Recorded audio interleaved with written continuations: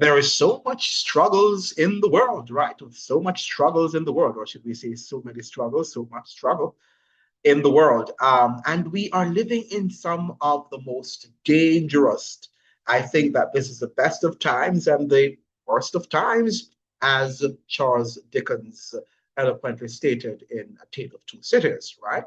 Now, the title for our video this afternoon is CIA Director's Cuba Meeting Sparks Major Questions for the Caribbean. And we now know that Cuba is on the list of countries that Trump also wants to conquer and to institute his American understanding of this free market economy. So we should not be surprised now that the CIA director, that's John Ratcliffe, is currently probably still in Cuba, meeting with, I understand, the grandson of Raul Castro. That's the brother of Fidel Castro. Now, that's very interesting that the CIA director is not meeting with the president, which is Miguel, but is meeting with the grandson of Raul Castro. Does that mean that the Castros are still the ones who are in charge of Cuba, and therefore they will have to consent and to sign off on whatever agreements that Havana is making with Washington? CIA Director John Ratcliffe's reported meeting with Cuban officials in Havana is raising serious geopolitical questions across the Caribbean region. Why now? Why is Washington engaging Cuba at a time when the island is facing worsening blackouts, economic pressure, fuel shortages, and growing uncertainty about its future stability? In this video, we examine the possible implications of the meeting, Cuba's ongoing energy crisis, the wider regional consequences for the Caribbean, and what increased U.S. attention toward Havana could signal moving forward. Now, could this spark a new phase in US Cuba relations or growing concern over instability in the region? Now, that is a question that many people are asking and that we need to address and to answer as best as we can. Now, something extraordinary is unfolding in Cuba. At the same time that reports indicate Cuba's fuel reserves are critically low, near zero, I understand, and the country continues to struggle with blackouts and economic paralysis. CI Director John Ratcliffe has reportedly met with Cuban officials in Havana. And that raises serious questions, or maybe I should say a serious question. Are we witnessing the beginning of the end of the Castro revolution? Because timing matters. The United States understands that Cuba is under immense pressure: energy shortages, economic decline, infrastructure stress, and growing frustration among the population have created one of the most fragile moments Cuba has faced in decades. And if you read the newspapers coming out of Washington, we can see here from CNN, it says that CIA director, it's coming up, it's loading, CIA director, that's John Ratcliffe, meets with Cuban officials in Havana. Now listen to what the CNN reports. CIA Director John Ratcliffe led a U.S. delegation to Havana to meet with Cuban government officials on Thursday as the island grapples with the collapse of its energy sector amid spiraling relations with the U.S. Following the request submitted by the U.S. government that a delegation presided over by the CIA Director John Ratcliffe be received in Havana, the Revolutionary Directorate approved the realization of this visit and the meeting with its counterpart from the Ministry of the Interior, read a statement from the Cuban government. The meeting with the head of the CIA, the same agency Cuba has long accused of sabotaging its revolution, comes as tensions between the Cold War era foes have risen rather to the highest point in decades. So it's interesting now that the same organization that Cuba said that was the primary cause of the instability in Cuba is now meeting with a representative from that same three-letter organization.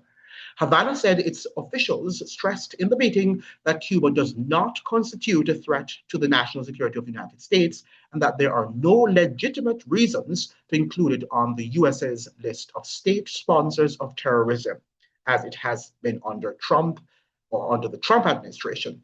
They also insisted the country does not harbor, support, or fund terrorists, something that US has long accused it of doing, and denied hosting foreign military or intelligence bases. Two sources familiar with the meeting confirmed to CNN that the CIA director made the trip. The CIA later posted photos of Ratcliffe meeting with Cuban officials on X. News of the meeting comes just 2 days after US President Donald Trump suggested his administration was preparing to talk with Cuba, claiming the island was a failed country asking for help amid a deepening economic crisis. Cuba is asking for help, and we are going to talk. In the meantime, I'm off to China, Trump wrote in a Truth Social post. The president's comments come after his administration recently intensified sanctions against Cuba and months after it effectively imposed an oil blockade on the country. They also come after the US military ramped up intelligence gathering flights off the coast of Cuba. Other than one shipload of donated Russian oil, Cuban officials say they have been cut off by the United States rather, from any oil shipments for more than 4 months.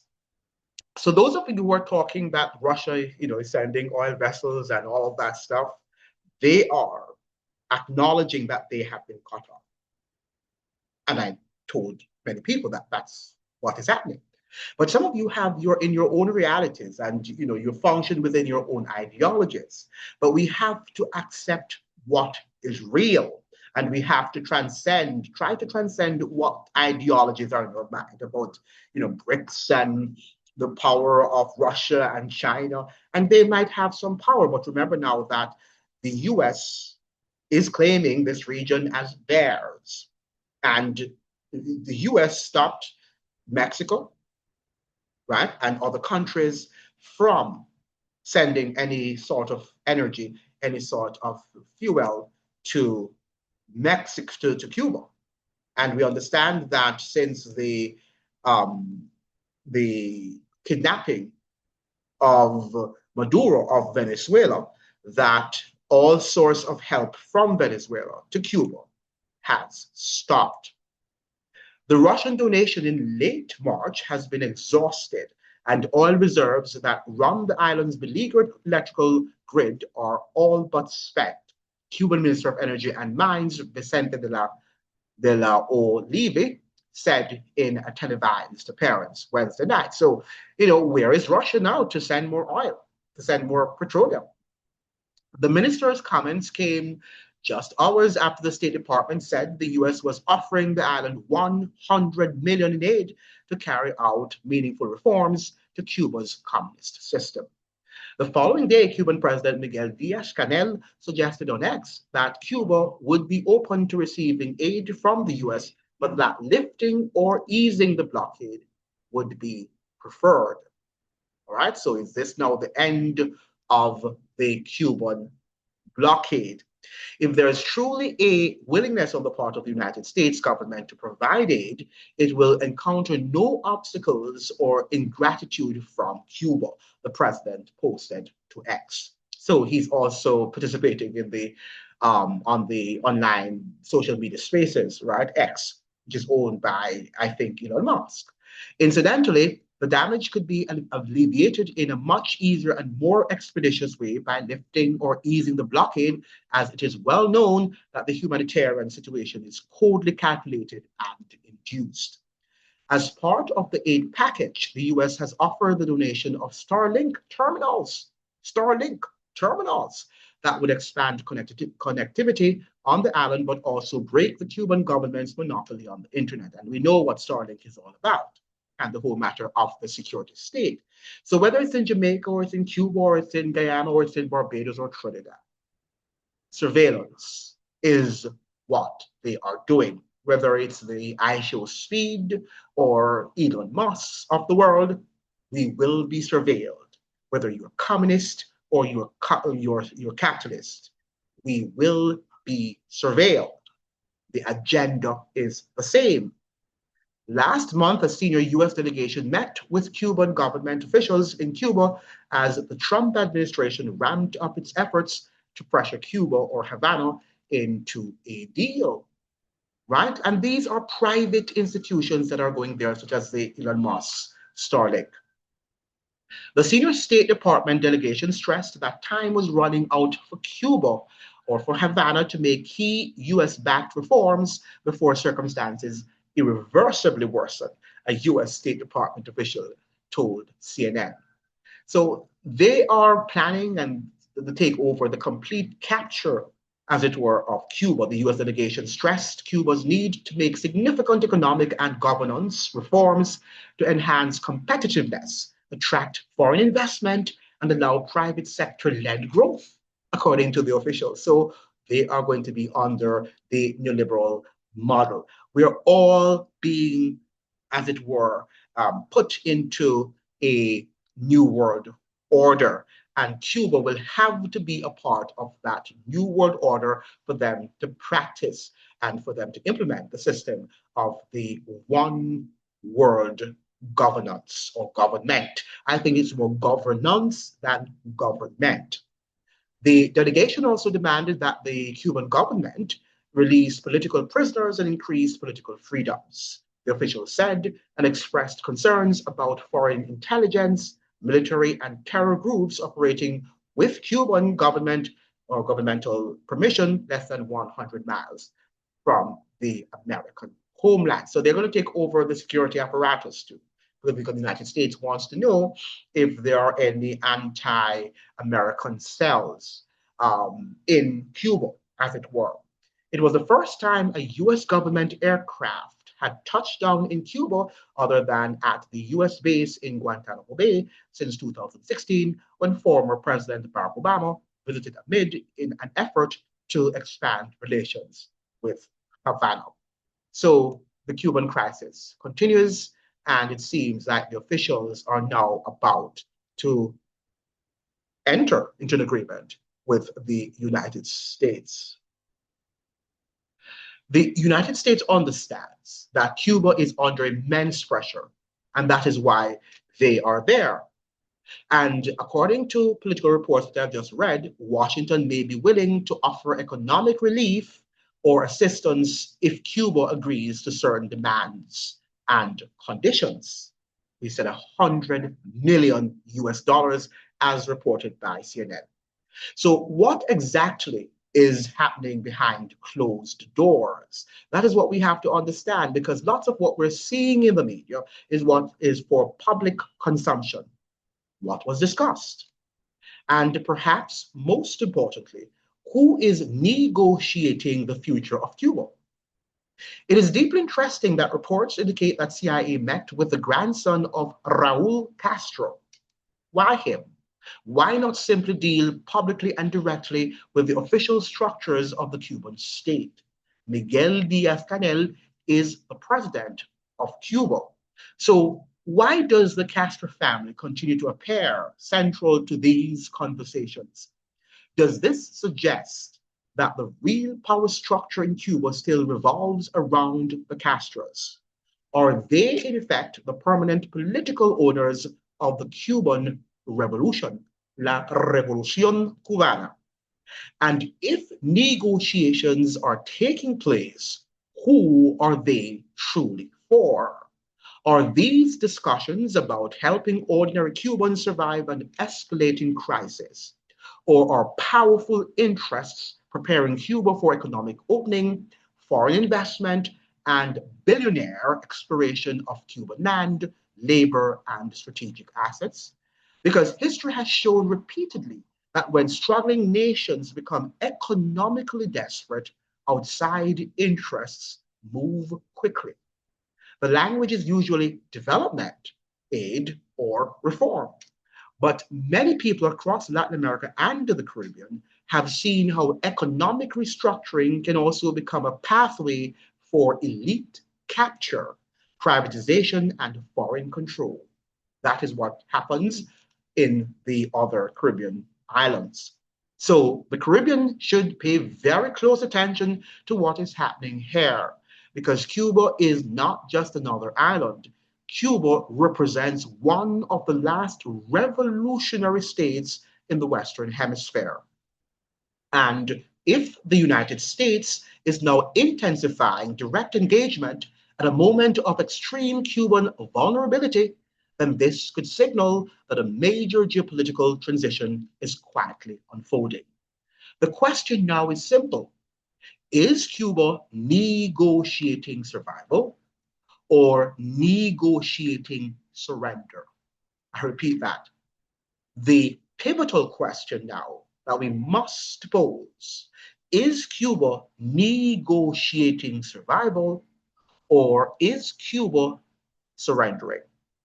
And if change is coming to Cuba, who will ultimately benefit from it? The Cuban people or global power interests waiting for access? This is what we have to ask ourselves. And I think we already know the answer, because our Caribbean states long ago have been captured. We have allowed ourselves, we have aligned with the neoliberal economic agenda, which is a religious sort of ideology, the free market system. And many economists have called out the religious nature of the economic system that we practice, because you have to have faith. That's just leave up everything to the market, and the market will deal with everything. Just allow the foreign investors to do whatever they want to do, and the markets will determine whether your country will be prosperous or not. There ought not to be any government regulation. Government should not guide the principles of these, what you call it, nefarious economic giants, if you will, the likes of the Elon Musks and the Bill Gates of the world, right? They should do whatever they want to do, and they should use the state as a tool of profiteering. And that's exactly what they are going to do in Cuba. Okay, and Cuba has rejected that model for years, and that is why we had the Cuban Revolution, La Revolución Cubana, in 1959, launched by Fidel Castro, who is now deceased, and his brother is way older, Raul Castro. I'm not sure if Raul Castro is still alive. I'm sure perhaps he's still alive. I've not heard of his death. But it is interesting. It is rather interesting that the United States is now meeting, the CIA is now meeting with a grandson of Raul Castro, who is the brother of Fidel Castro. So we are about to witness, as our states have long been captured, another captured state, which is Cuba.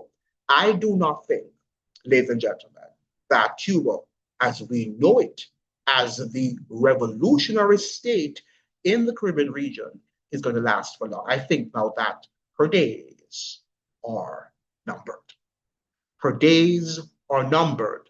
And I think the fact that the CIA is meeting right there on the grounds in Havana, not in Guantanamo Bay, but meeting on the grounds right there in La Ciudad de Havana, right?